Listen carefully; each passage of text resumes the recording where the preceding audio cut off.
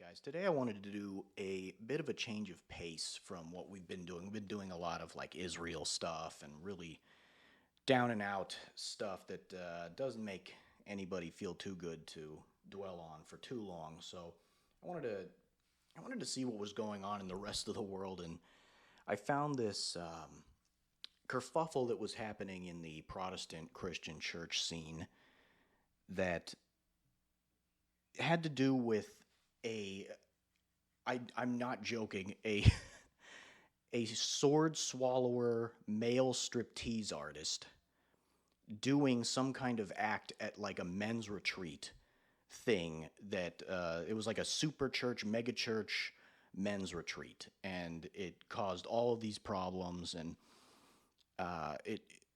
it really kind of got me thinking about what what was going on with the church. Something like this always happens to a certain degree, but uh, especially in those circles, there's always some kind of drama happening around Protestant churches, and it's in their nature. They're always thinking about ways that they can protest against what's going on and causing some kind of drama scene. It seems it's why I ended up going with Catholicism. To be honest, it just seemed like a lot less of a hassle that way. Um, but I did come across this debate that I never actually watched. This came out like 10 months ago, and it was Dennis Prager, and Dennis Prager got into some hot water a while back. And again, I wasn't following this too closely, but I guess what happened was he upset the Christian world by defending pornography and masturbation at a some kind of roundtable. I think they had it at the Daily Wire, and I think they were talking about Exodus, and he discussed it. It was a very short little sequence, but it caused the entire Christian world to lose their minds. And at the time, I was busy, and I sort of rolled my eyes and thought, yeah, that checks out. But I finally said, I'm gonna check out this debate that he had. I remember seeing this. I can't remember who this guy is called, who ran this thing. Let me check real quick. Okay, so it's Pints with Aquinas. That is the channel, Pints with Aquinas, and he's a Catholic who does Christian commentary and stuff and debates and things like that with atheists and stuff. He does a pretty good job, I'm sure. But this was I wish this was with a Protestant, because the problems that I have with Christian sexuality really come from Protestantism, but some of the issues that I have come up here in this debate as well. So I just wanted to give some commentary on this, and weirdly defend, of all things, masturbation, which which is an odd thing to do. Um, before I get started on this, though, I do want to I want to lay some things down for anybody who listens to this in the future. My first thing is, this is a conversation, this is a discussion, not some kind of debate. I'm not going to destroy anybody in this debate or anything like that, and I'm not trying to argue that you should masturbate or watch pornography. My problem with a lot of the things that are said in Christianity about sex just seem like half truths, and that's really my problem. Um, I'm not going to be going after these people's personal lives. I'm not going to be one of those people who say things like, clearly your wife is unhappy, blah, blah, blah, blah, blah. And frankly, even if these people have personal lives that show them to be hypocrites, outside of the realm of this video, I'm not going to be, talking about what hypocritical losers these people are. I'm just going to be dealing with what's said here, because the truth is the truth. It doesn't matter. The truth can come from a hypocrite's mouth, and if the truth exists in this space, then that's fine. I also am going to say this: if you are the kind of person who has an on-off switch instead of some kind of nuanced ability to moderate themselves, then I would absolutely agree with this Pints with Aquinas guy. Masturbation is wrong. Turn off the porn. Go date somebody, marry them, and have children. That's it. End of story. End of discussion. If you're going to pick one, if you are only capable of choosing one or the other, where you are masturbating yourself to death or or you are not, don't. That's it. That's all, that's it. That's it for you. You can go now. You can actually leave. We'll catch you next time on the next topic. Thanks for coming in. Um, some people really can't moderate themselves, and they can't really have the ability to turn off every once in a while and have just enough. And that's really what I'm going to be arguing for here is just moderation. And what is moderation? Um, let me also say this. Whatever is said here following us beginning the discussion with the debate, I have seen people who really can't turn it off. There are people out there who really do need to just be able to listen to somebody else, listen to their elders, and turn off the porn and walk away entirely and treat this like alcoholics treat beer. There are some people who just cannot turn it off. And for those people, again, to repeat myself, just say no. Just say no. I remember hearing of a story that this was, I was dating someone and they had a friend who was married to her husband. And this guy apparently was watching porn in their living room on the family computer. It was one of those setups. And they had kids. They had kids in the house. And she comes around the corner and sees this guy. And she goes, "What the hell are you doing? The kids are at home. They could come running around the corner at any time and see you." And by the way, he wasn't there. He wasn't at the computer. He had gotten up to leave to go get a drink or something, because that's how casually this guy was watching this stuff. And that's not what I will be advocating for here today, is a casualness to this kind of sexuality and pornography. The real question here for me is and will always be where exactly the line is. And that's what this discussion really should always be. Where is the line of dignity and respect and that walking the razor's edge, so to speak, of moral sexuality? I think that that's a conversation that does not get had enough in Christian circles, and a lot of it has to do with panic attacks that Christians will have when you bring up sexual questions. It's a huge problem, especially in Protestant circles. I went to a college that was full of them, and at the time I wasn't a Christian yet. And I had a lot of questions for these people. This was a huge culture shock to me. And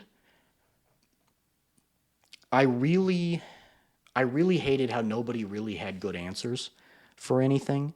And the problem with this debate for me is ultimately that it feels like I'm back in like 2006 to 2010 going to college.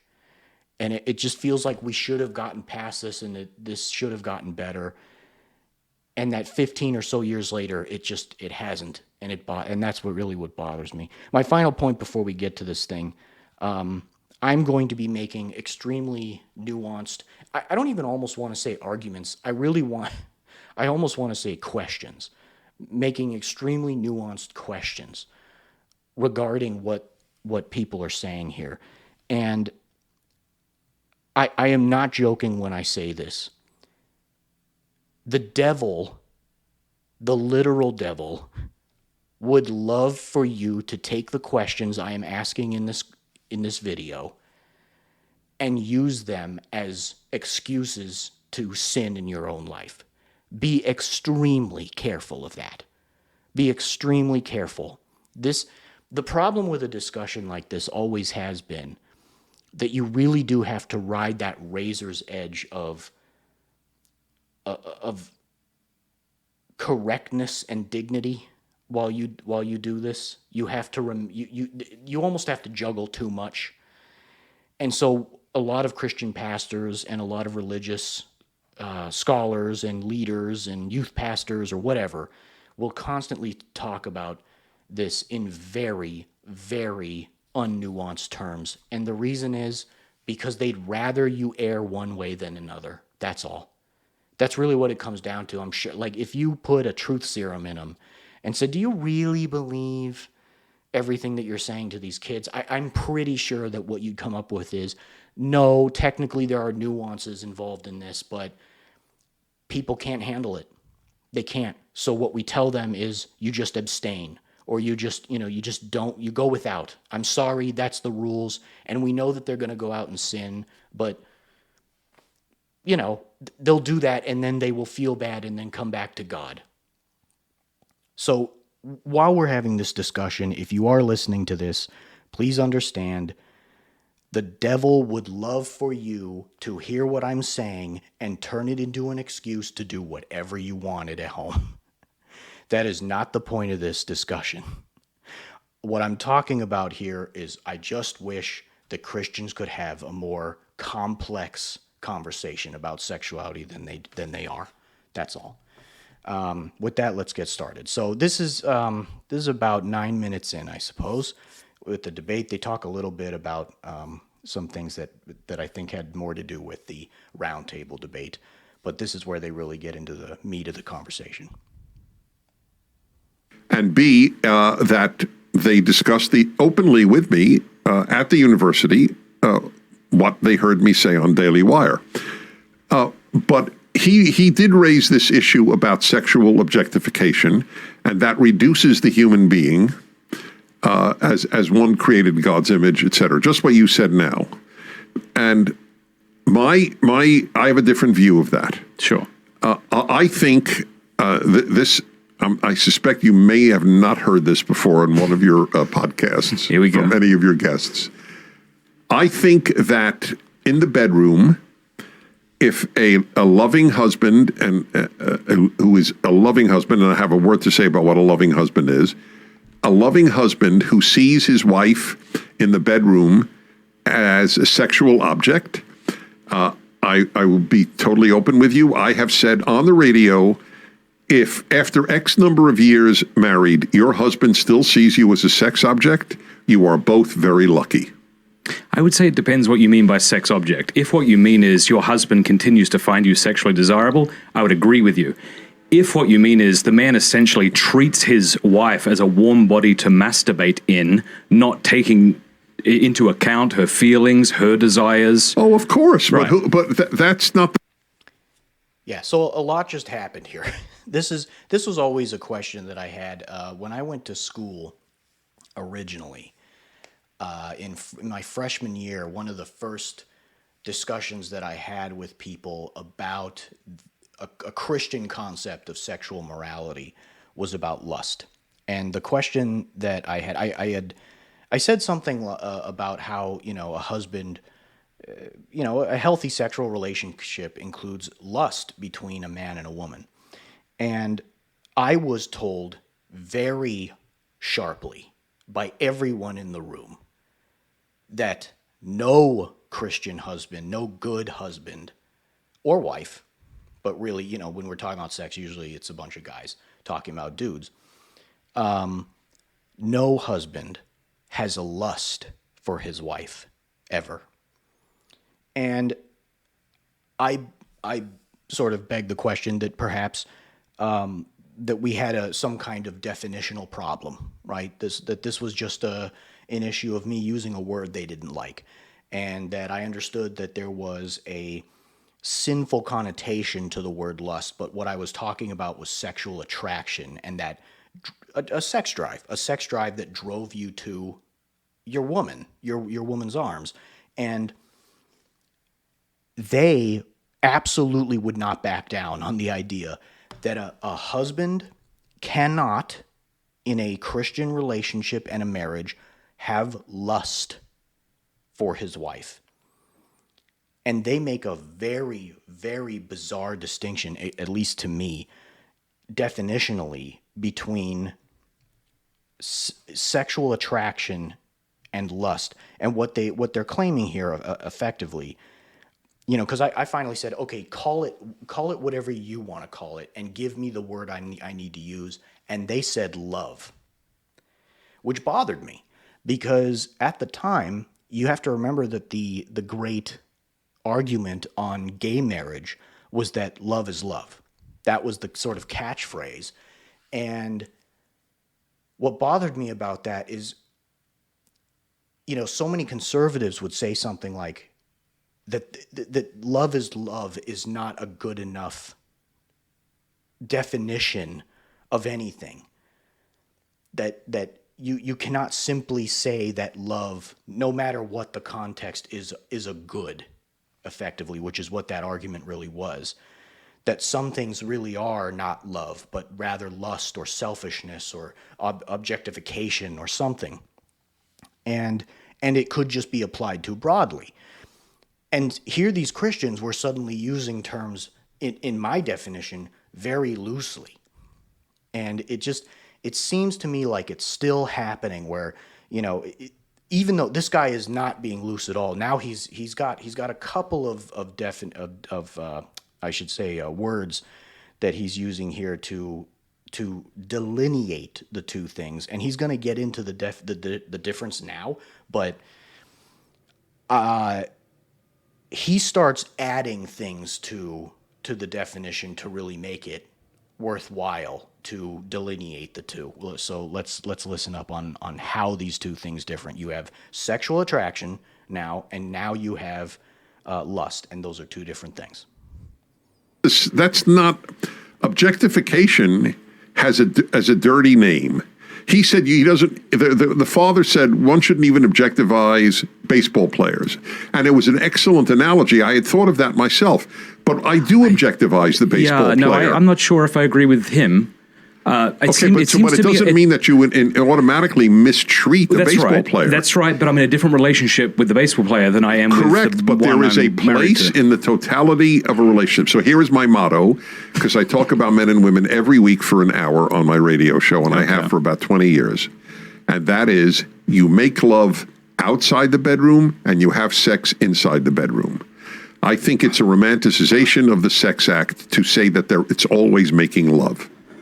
It's okay to make lust. It's okay to have some objectification. That doesn't mean you're mistreating her. Yeah, and I totally agree here. This is what I was trying to get through with in my freshman year of college with my friends that day, was they add, for some reason, they have this sense that, and Pints with Aquinas will continue to discuss this way. They have the sense that if you objectify somebody, that by definition what you're doing is you are selfishly turning them into an object. I think this comes from Immanuel Kant and Kantianism, because I think that he was the one who was saying, he was a philosopher, I think during the Enlightenment, and his whole thing is about objectification of another. The idea that you cannot do that because by turning somebody into a mere agent rather than by acknowledging their full humanity, that you have turned them by definition into this thing, an object. You have denied them their humanity. You have denied the sort of, I guess you'd call it like the divine spark that is in them. And you cannot do that. I think it just goes too far here to say that objectification means that by definition, I am looking at a woman and seeing her as an object of desire, and that therefore I am mistreating her. I don't know where they're getting that. It kind of just comes out of nowhere. And Prager brings that up very well here. You can absolutely lust after somebody, in my opinion, and not necessarily want ill for them or be totally consumed by your own madness for them, in your thirst for them. It's trying to prove too much to say that. It just doesn't make any sense. I can have sexual attraction to somebody, lust after them, even go so far as to fantasize about what I might do to them or with them, and still be thinking about whether or not they would enjoy it, for example. It seems like a philosopher's delineation that isn't necessary here. Yeah, I think I'd want to know what you mean by objectification. Because I had the sense that you're using language to convey something that I might agree with. Yes, you might. I think you really might. I agree with you. It certainly doesn't mean mistreat. It's not even implied. But any more than with the baseball player. Now, and you'll say, well, I have a different relationship with the baseball player, but you're right. Sex is its own world. I don't like to romanticize sex. Sex is many, many things. Sometimes it's love. Sometimes it's just pure sex. When it's pure sex and not just love, there is an element of objectification. I'm crazy about her legs. Is that a statement of love? What do you mean? You don't love legs? What do you mean by love, right? So I would say Aristotle and Aquinas would say that to love is to will the good of the other for their sake. So correct. I don't will my wife's good for my sake. It's not like I say, honey, I really need you to go to CrossFit so I can lust after you. Well, but if I want her to get healthy for her sake, then this is love. But so if she says to you, honey, there's a certain thing that you could do for... It's bizarre, because this is kind of an interesting point as well. So what he said here is, and this is a good definition of love. Love is, by definition, just the willing the good for the sake of the other, and for no other reason. My problem with that is that you can apply that to almost anything. You can apply that to you can apply that kind of love to anybody. But the question that we're talking about here is a sexual partner. So it kind of when you start talking about something like that, I cannot simply say that I am going to have a sexual relationship with somebody out of love and will the good of the other and end it there. You can't. A sexual relationship is something else. And I think that there's something very funny about bringing up like Thomas Aquinas and Aristotle in a discussion about sex.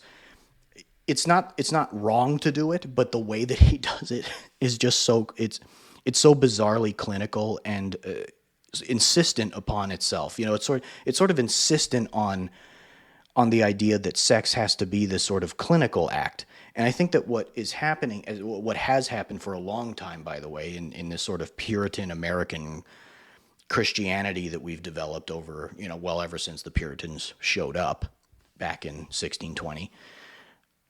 Is we've sort of somehow decided that as a culture we need to act as if we are not part animal, that we only want the divine in us. And I think what's weird about that is that God himself made us this way, right? He created us to be half divine and half animal, to be less than him ultimately. And I'm not going to sit here and say that makes it okay to do whatever you want on the basis that you are part animal and that you are merely being who God made you to be. That really is the devil's advocacy right there. That is the devil's point.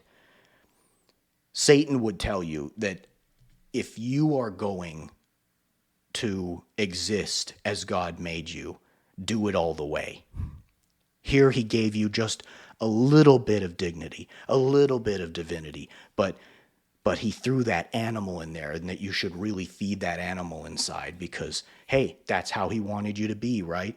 That's not what I'm saying here. What I'm saying is that there are times when the animal comes out in us. We are reminded that we are animals in the way that we act day to day, hour to hour. We need to eat, right? That is a carnal act. That is a primeval act where we gnaw on something. We need to eat something else. Something else dies so that we live. That is something very primal. And we don't treat it that way. We've created all of these ways to sort of give it dignity because, again, we are only half animal. But that is what is happening. sex can be the same way, and it is. Sex is the same way, where it is the time in our life, day to day, when the animal returns, when the animal surfaces, when the animal comes out and is released. That's what it is. That's what's going on. And we need to be more comfortable with that as a concept, because ultimately that is what we are. We are a part of that. That is intrinsic to the fabric of our nature. And to be discussing sex and say, that it's okay again to do this on a philosophical level, but to jump in right then and say that not only are you not allowed to lust after somebody, but that you have to be thinking about whether or not you're living up to an Aristotelian standard for love during the act of sex. God, I wasn't going to talk about anybody's personal life, and I won't. But man, it doesn't sound that fun, right? It doesn't sound like good sex to me. For me, sexually, that will really turn me on. And it may not really turn you on. Are you being objectivized? Or are you doing it because you love her and because she wants it? Well, first of all, she's asked a question in which I presumably am free to decline. If she's not free to decline, that's coercion, and there's no room for that. So there is objectification and she's coercion asking are me not a question the same thing. which I'm free to decline. Right. So, honey, would you put on this sexy outfit for me? Are you okay with that? Me? Yeah. Bloody hell, that's a question I didn't expect you to ask me. Well, you opened it up. I would not be okay with that. That's interesting. I don't think. Even in the bedroom. It's not that I'd be morally opposed to it. It's just that I'd feel uncomfortable with it. Well, my view is that the more comfort the couple has, the better the relationship. I think that's right, so long as comfort doesn't lead to what I would consider to be sexually perverse acts. Well, why is it sexual? So before we go on too much longer from this, I don't understand why he would be uncomfortable asking her that. I know what the logic and reasoning is of it, because I've encountered it before, but I don't understand why people do this to themselves. There is this idea in Christian society that anything that sparks lust and creates a situation where sex becomes too much fun is a sin.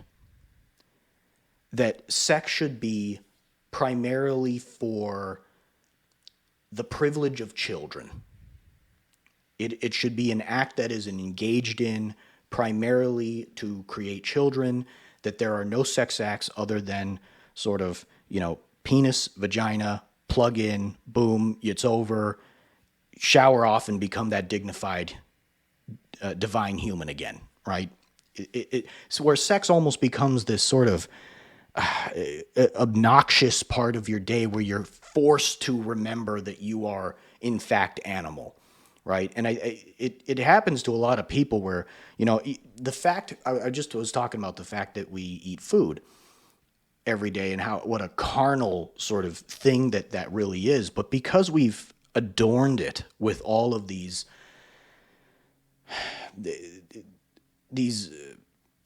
courtesies, where we use napkins and silverware and make sure that we don't have our elbows on the table and that we know where the salad fork is. The fact that we know those things and do those things and set the table for ourselves gives us the ability to pretend that we aren't that thing anymore, that we aren't part animal, that we can ignore that aspect of ourselves. And to a certain extent, I totally understand why one does it. It's not lost on me that is something that we should do.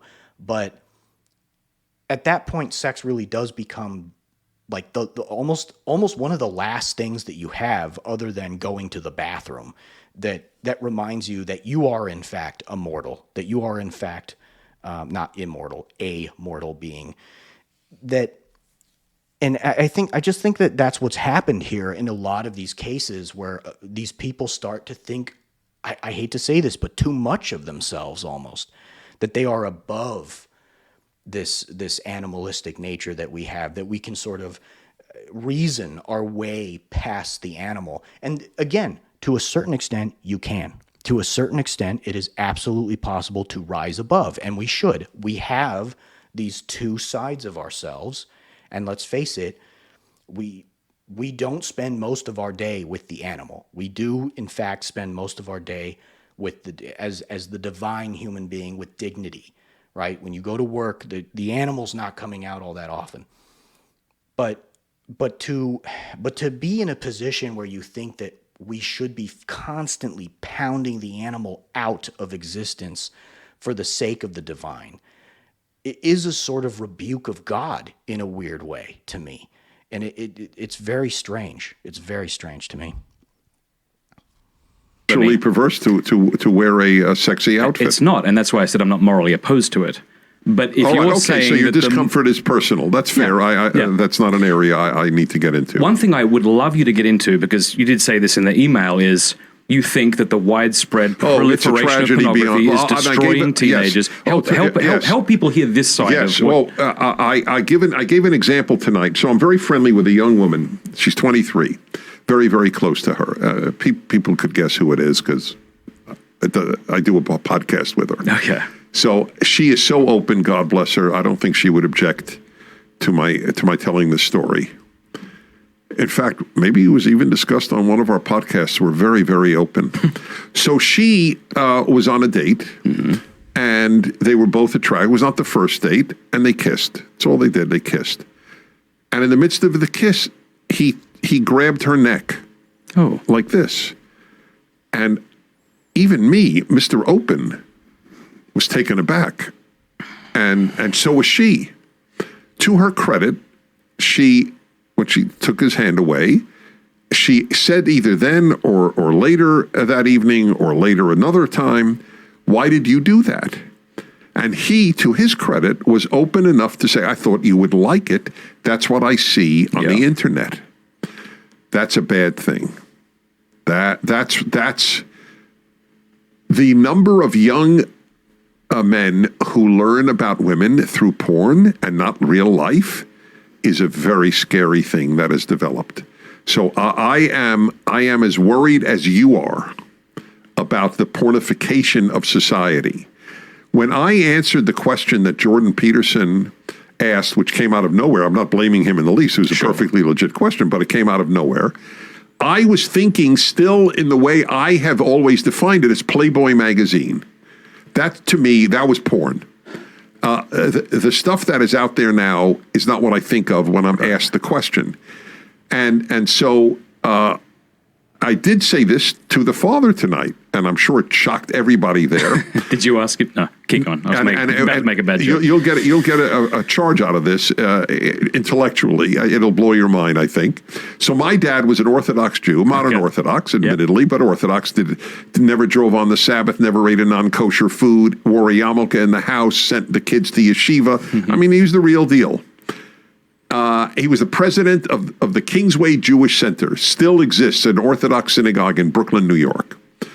And he subscribed to Playboy, which shocks Jews as well as non-Jews, to be honest. Good. Okay. Yeah. Good. Glad that it does. Yes. Okay. However, so I was raised in a very sexually open home that was also deeply religious, and I never found them conflicting, as he didn't. And so he was an outlier, I acknowledge, and I am an outlier, I acknowledge. However, I want people to understand my parents were together 72 years, and they loved each other crazy. When she died at 89, he died at 96. He basically, his life ended. His screensaver was "I love you, Hindi." That was his nickname for her. Her name was Hilda. And she knew he got Playboy. This did not trouble my mother. Oh, that's Mac. Okay, I'm married to a live wire who was faithful and who loved me, and she was crazy about him, and that was it. What would be better? For your father to love your mother and get Playboy, or for your father to say, even though I'm tempted to look at pornography, my wife's body is enough for me, and I'm not going to look at that even though I'm tempted to? That's a very fair question. I don't have an answer, which will. I should give you the answer you want. I think you should too. Yes, that's a good point. You do. I guess my question here at this point is,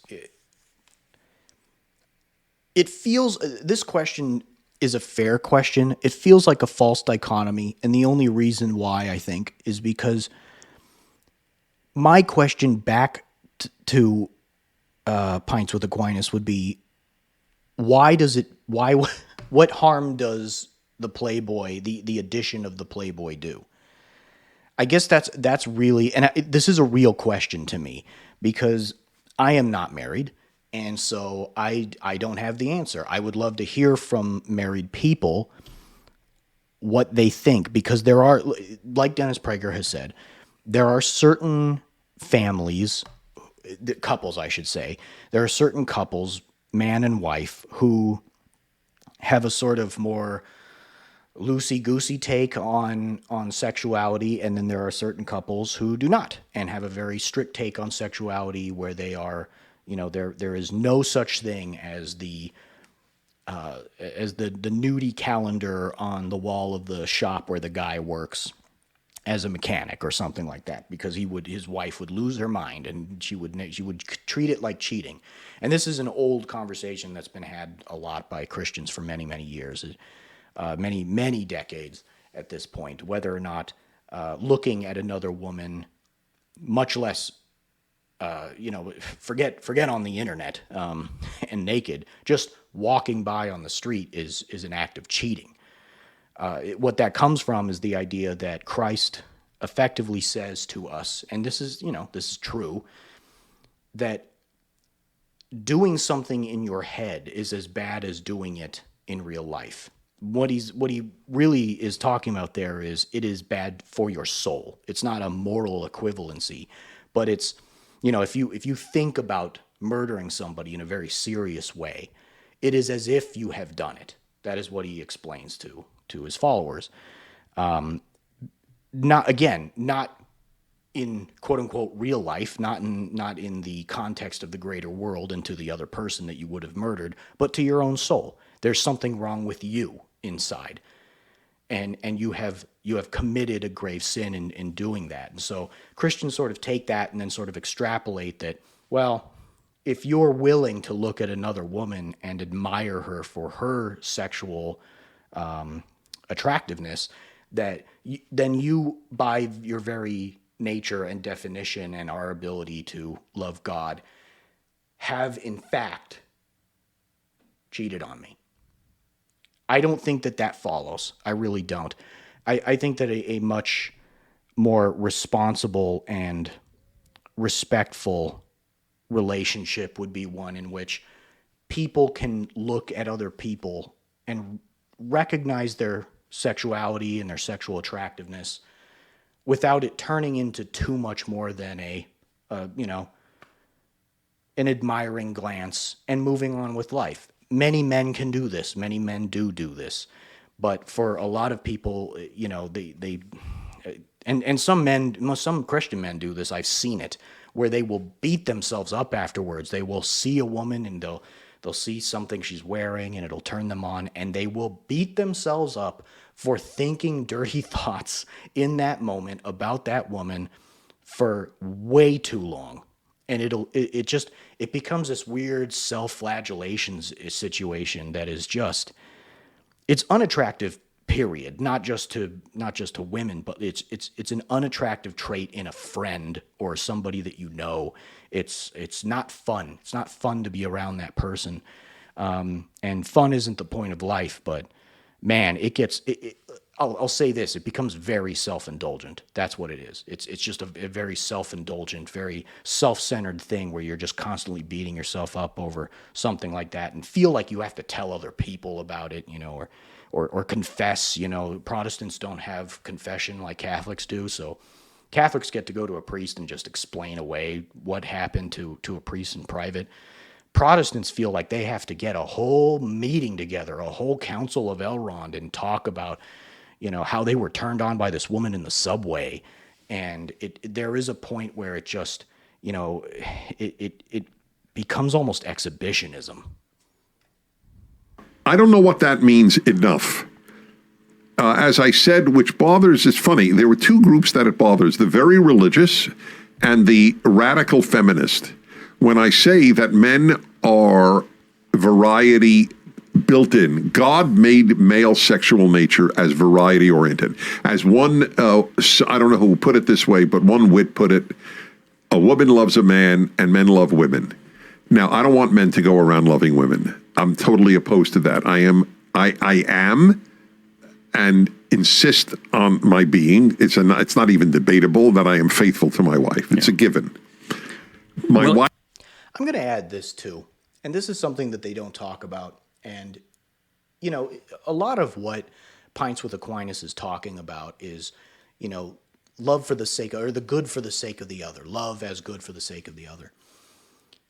And I'm gonna say something here that a lot of Christians will never hear from their fellow Christian, but it's true.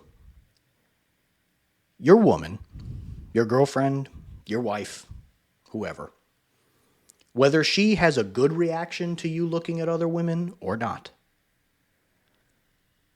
wants you to be interested in the female form. And she wants to be able to at least know that you like the female form and that you want other women. That sounds very counterintuitive, but it's true, and I'll tell you why. A woman wants to know that she's wanted. And if you are a guy who goes around and you just don't really notice women, and she does, because women will notice women if they're if they are honest, they'll tell you that they also notice when a really hot woman is walking down the street too. They'll check her out. They're not going to be necessarily checking her out lasciviously, but they're going to be checking her out as a sort of competitor. And if you don't even look at her, if you don't even look at the really hot chick walking down the street along with your wife, she's going to start asking questions, not about your sexuality, but whether or not you even like her. Women want to be wanted for their beauty. They do. They want to be seen. They do want to be objectified to a certain extent. It's not something that they would say because it sounds so wrong. But that's what makes it fun, right? That's what makes it kind of fun, is that we are sort of indulging in that animal when we do that, when we objectify, when we, you know, sex is a dance. Sex of all forms, whether it's the act, so to speak, or not. In all forms, it is a dance that is occurring between the active and the passive, the giver and the receiver, and, you know, the leader of the dance and the dancee, the dancer.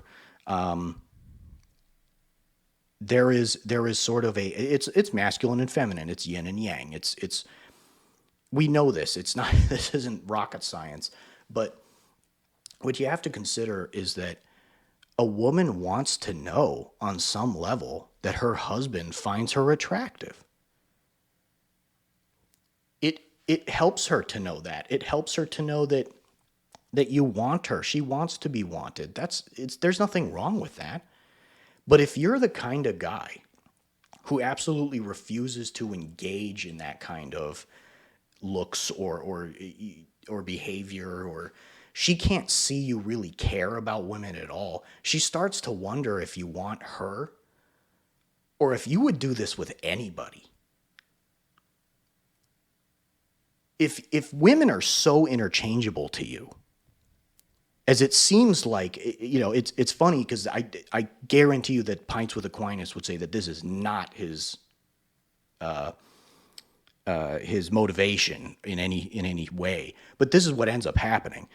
If all you can do is say that you love your wife for the sake of the other, what that means, or you love your wife in the sense that you want the good for the sake of the other, what that means is that you can really interchange her with almost any woman. Women don't want that. That's not sexy, and it's not fun, and it's not love.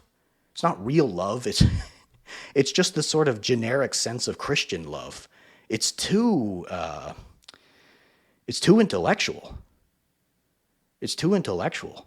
and it's inhuman in a sense, because again, it is all of that is divine, but it is nothing of the animal.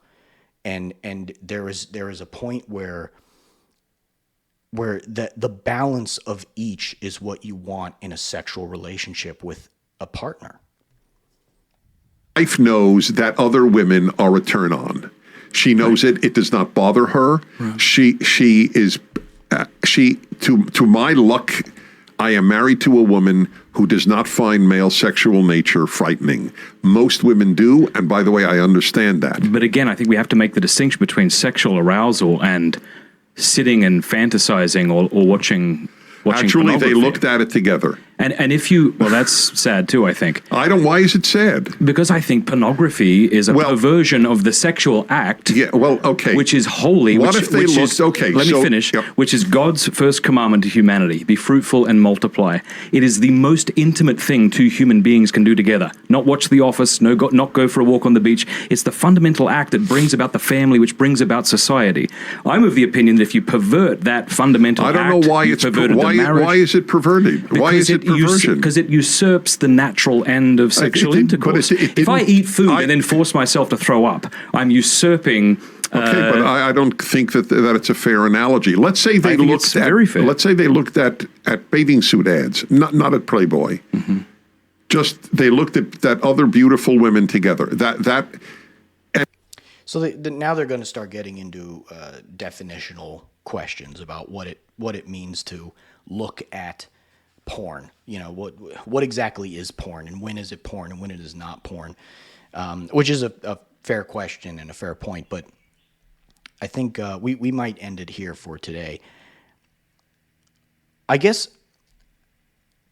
what I would say to Pints with Aquinas is that I agree technically with everything that he just said in theory.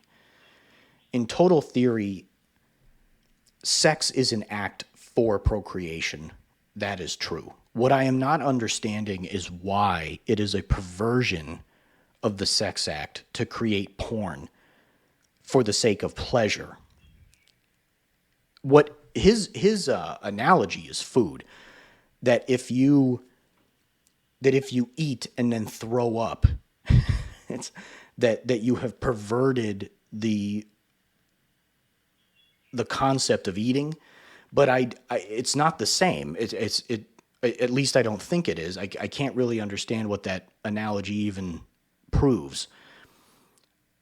Here's a closer analogy when using food. It's as if what it sounds like Dennis Prager's parents were doing was adding a little bit of spice to the bedroom, and you do that with things like lingerie or toys or magazines, things like that, and I don't think that there is anything really wrong with that, especially in a loving relationship, especially in a loving religious relationship, for God's sake.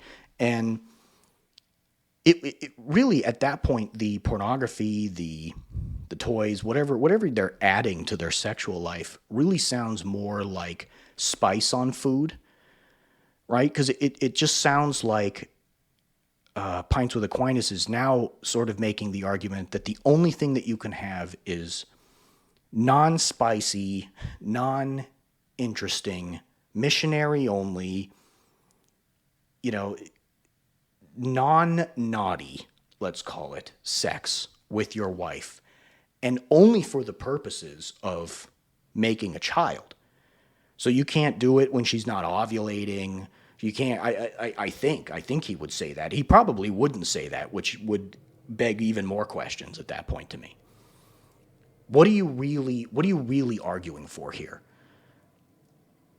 Right? I think the analogy, if you really want to talk about food, would be food is really only meant to keep us stable and to keep us going. And so if you eat, what you should eat is only what you need and only what is nutritious. And stop the very moment you stop being hungry. That there is nothing about food or drink that should exist in your world that exists for its own sake. Candy is out. I mean, hell, candy, forget it. Candy's out because it's bad for you. I mean, think about it's interesting, and this has always been my problem with Christians on this subject. The same people who will tell you that you need to be very careful about moderating your sex life because it's bad for you to have sex in any form outside of marriage with children or marriage for children is, I guess my problem was always these same people had no problem overeating. They would make massive meals for themselves and stuff themselves stupid every Sunday. They would go to church and then they would come home and just make this massive Sunday brunch that they did not need, that was not moderated, that was not mediated by any kind of rules. Then came dessert, then came this massive dessert, and then the men would drink. The men would drink and they would smoke. What are you smoking for, right? That doesn't, if you really want to talk about objectification and your body is a temple and the body is the divine, and you don't think that people should have, you should treat people as God's children. You should do so to yourself as well, yes? So my question starts to become, when does beer become appropriate? When does alcohol, whiskey, when we have in our modern world clean water to drink, coming out of the tap for nearly free? It made sense at one point that we would have things like beer because water wasn't always safe to drink. But now there's no reason for it. So if you're going to treat sex this way and you're going to make analogies to food, you have to treat food that way too, right? But they don't. They never do.